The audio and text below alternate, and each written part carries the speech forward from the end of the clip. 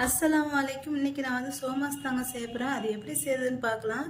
நான் வந்து ஒரு பெரிய வெங்காயமாக பொடியை நறுக்கியிருக்கேன். அதுவும் மீடியம் சைஸ் வெங்காயம் போதும். அது வந்து நல்லா பொடியை நறுக்கி வச்சுருக்கேன். அடுத்து வந்து ஒரு 2 வேக வச்ச முட்டையை வந்து சின்ன சின்னதாக வெட்டி வச்சுருக்கேன், கட் பண்ணி வச்சுருக்கேன். அடுத்து வந்து கொஞ்சம் மல்லி இலை, ஒரு 2 பச்சை மிளகாய், இதே பொடியை நறுக்கி வச்சுருக்கேன். அடுத்து இவ்வளோண்டு கொஞ்சமாக முருங்கைக்கீரை இதுவும் வச்சுருக்கேன். அடுத்து வந்து கோதுமை மாவு வந்து 1/2 கப்பு. இந்த கோதுமை மாவில் வந்து ஒரு 1/4 ஸ்பூன் ஓமம், 2 ஸ்பூன் எண்ணெய், தேவையான அளவு உப்பு போட்டு நல்லா ரொட்டி மாவு பதத்தில் பிசைஞ்சு வச்சுக்கணும். இதை ஓமத்தை வந்து நல்லா கசக்கிட்டு சேர்த்துக்காங்க. இந்த பாருங்கள், நான் வந்து ஆல்ரெடி பிசைஞ்சு வச்சுருக்கேன். இப்போ இது எல்லாத்தையும் எப்படி செய்கிறதுன்னு பார்க்கலாம். அடுத்து 1 ஸ்பூன் இஞ்சி பூண்டு பேஸ்ட் எடுத்துருக்கேன், அதையும் சேர்த்துக்கோங்க. இப்போ எல்லாத்தையும் எப்படி செய்யணும்னு பார்ப்போம். இப்போ நான் ஒரு பேன் வச்சுருக்கேன். இதில் வந்து கொஞ்சம் எண்ணெய் ஊற்றிக்கிறேன். இப்போ இதில் நான் வந்து வெங்காயம் வந்து சேர்த்துக்கிறேன்.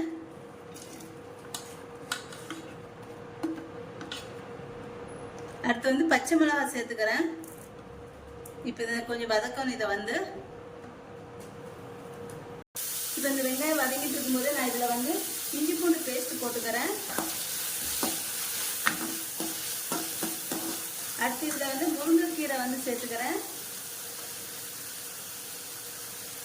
இதை சேர்த்து எல்லாரும் சேர்த்து ஒரு நிமிஷத்துக்கு இதை வந்து வதக்கிக்கிறேன். இது வந்து அடுத்து இதில் நான் தேவையான அளவு உப்பு சேர்த்துக்கிறேன்.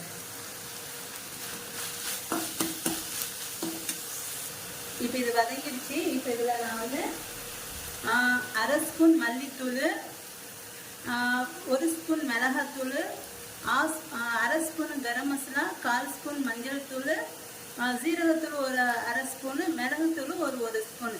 இப்போ இது எல்லாத்தையும் சேர்த்துக்கிறேன்.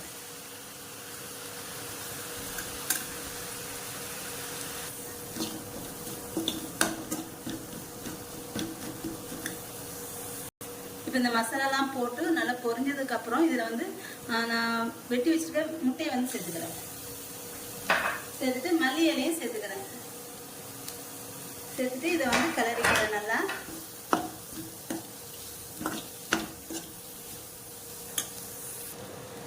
முட்டை போட்டு ஒரு 1/2 செகண்ட் வந்து கிளறிட்டு இப்போ ஸ்டவ் வந்து ஆஃப் பண்ணிடலாம். இப்போ இதை வந்து எப்படி செய்யுதுன்னு பார்ப்போம்.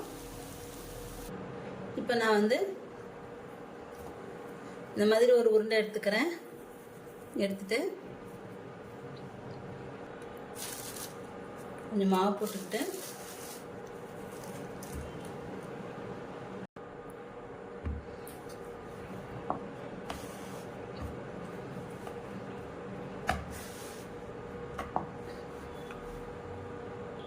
இப்போ இதை நான் வந்து இந்த மாதிரி உருட்டி எடுத்துருக்கேன்.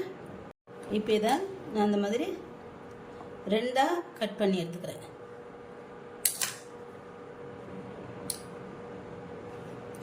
கட் பண்ணிக்கிட்டேன். இப்போ இந்த பாதி இங்கே வச்சுக்கிறேன்.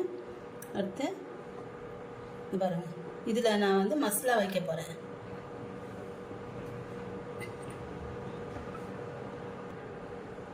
பாருங்க, இந்த மாதிரி மசாலா வச்சுக்கணும்.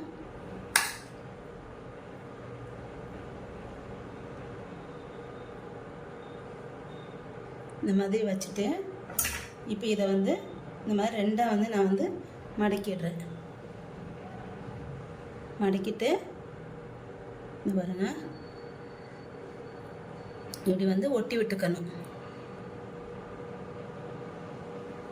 அவ்வளோதாங்க. இப்போ இன்னொன்று செஞ்சு காட்டுறேன், பார்த்துக்கோங்க. நல்லா ஒட்டி விட்டுக்கோங்க. அடுத்து இன்னொன்று அதே மாதிரி ஒரு பீஸ் எடுத்துக்கிறேன்னா இப்போ இதில் திரும்ப மசாலா வந்து வச்சுக்கிறேன்.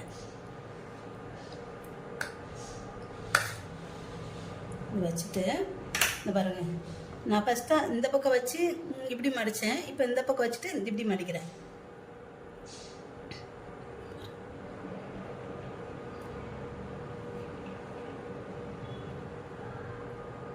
இந்த பாருங்க, மசாலாலாம் இந்த மாதிரி உள்ளே இருக்கா, இதை இப்படி மடித்து விட்டுறணும். எனக்கு சோமாஸ் வந்து இந்த மாதிரி தாங்க மடிக்கவே தெரியும். பாருங்கள். இப்போ இதை வந்து எண்ணெயில் வந்து போட்டு எடுத்துடலாம். இந்த மாதிரி ஓட்டெல்லாம் இருக்கக்கூடாது பார்த்துக்கோங்க.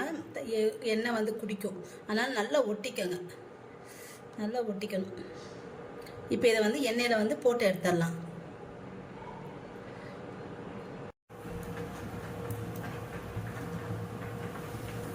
இப்போ இது எண்ணெய் காஞ்சதுக்கப்புறம் நான் இது ஒன்று ஒன்றா போட்டுக்கிறேன்.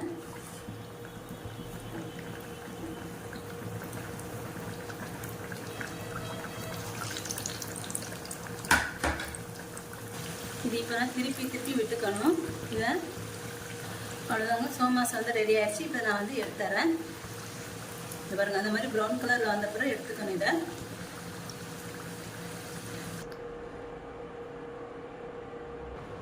சோமாஸ் வந்து ரெடி ஆயிடுச்சு. கண்டிப்பாக இந்த மாதிரி ஹெல்த்தியான ஒரு சோமாஸ் வந்து செஞ்சு பாருங்கள். ரொம்ப டேஸ்ட்டாக சூப்பராக இருக்கும், நல்லா கிறிஸ்பியாக இருக்கும். இது வந்து சுடுது.